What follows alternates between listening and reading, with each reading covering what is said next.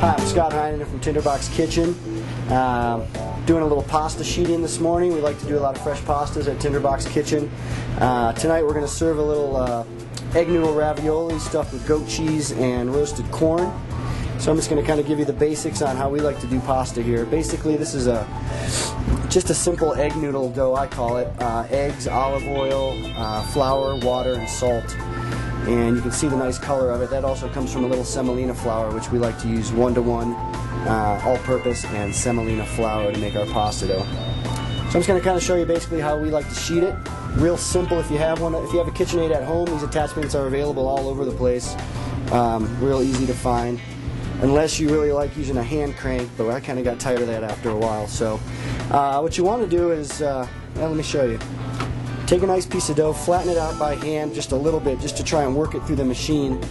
And if we can see here, there's different settings for the thickness of the dough. And right now it's on number 1, which is the widest, because what we want to do is start the dough kind of thick, and then we'll kind of, we'll crank the machine down to lower settings to get that pasta nice and thin, because we're going to stuff it with something, so we want it to be thin. If we were making fettuccine or spaghetti, we would leave the dough a little bit thicker. So I'm just going to start sheeting this out a little bit. You want it on about the 3rd setting, so it has enough strength to push the dough through. And what you want to do is work the dough a little bit. You don't want to just roll it a couple times and then have it be ready. We want to let me talk about that for a second. We want to strengthen the gluten that's in this dough to make it an actual strong pasta and give it the strength to be able to stuff it without it cracking or breaking. So what you want to do is just kind of work it through a few times. Sometimes it takes a few tries. I usually run it through twice on each setting, and then crank it down to 2.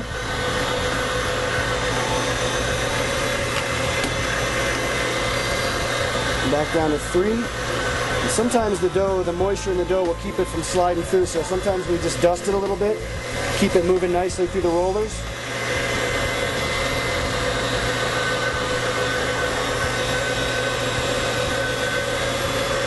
And we're going to take this to the 5th setting.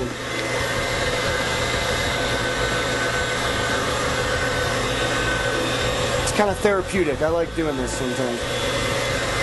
That's pretty much it. So now what we'll do is we'll continue to sheet all this pasta out. As we do it, we'll put it on a sheet pan.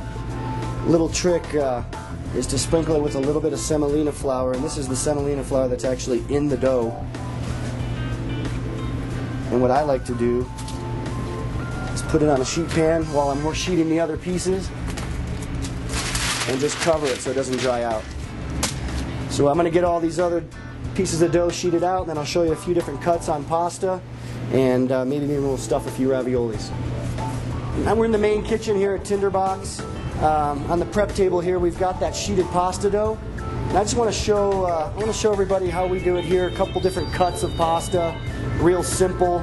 At this point, this pasta can be cut and boiled, and it's ready to be consumed. But like I said, we're gonna stuff a couple of them, make a couple tortellonis, goat cheese tortellonis, and show you a couple different cuts.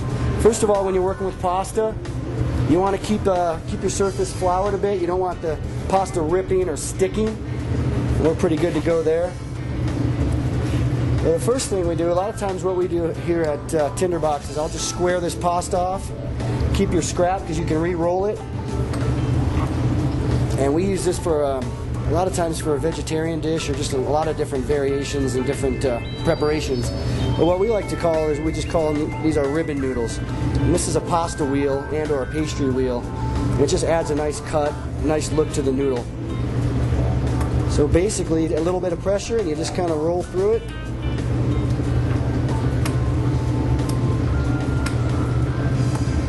And that's it.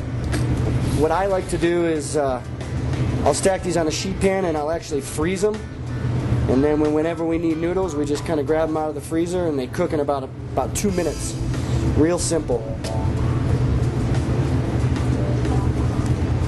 And I urge everybody, at least once in your lifetime, make homemade pasta at home. It may not be the best the first time, but just like anything else in life, it takes practice. The more you do it, the better you'll get at it. Real quick, just a quick way This is a pastry ring or a pastry cutter. This happens to be fluted, kind of have the same texture as the wheel. Adds a nice look to the pasta. So I'm going to cut a few discs out of here.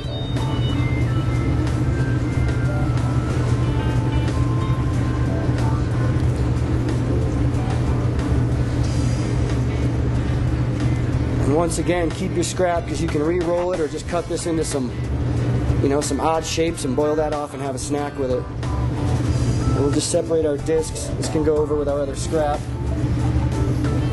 And very simply, what I like to do is either egg wash or just a little bit of water. I'm going to use my finger to show you guys how to do this, but you're welcome to use a pastry brush. We just want to moisten the edges of this a little bit. That's going to help it seal.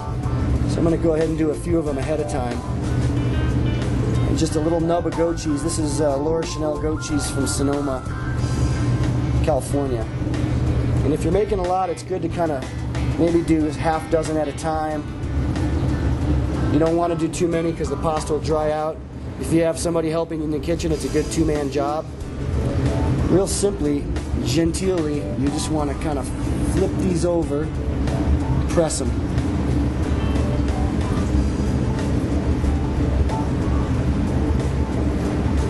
And then what I'll do a few more here.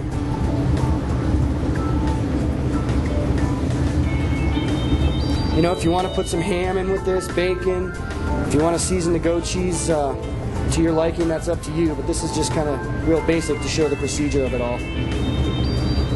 We'll do a couple more here. I feel like Mario Batali over here. Basically, once you have that done, you just want to do a reel, pick them up, and you can see there's some gaps in there. And if you have that, chances are your filling will leach out when you're cooking it. So go back, give them a pinch, and then we're going to give them a little twist and just kind of a little bit of water on one edge and just pinch it shut. And that's kind of our finished tortelloni. Make sure the edges are sealed once again.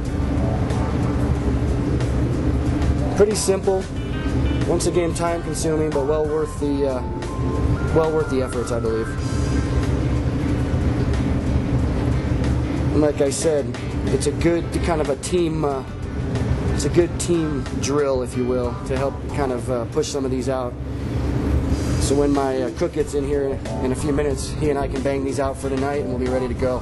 One more thing we can check off the list for today. Busy Saturday. One more here. You guys will get the hang of it. Water to just kind of seal everything. That's pretty much it. Goat cheese tortelloni, tinderbox style.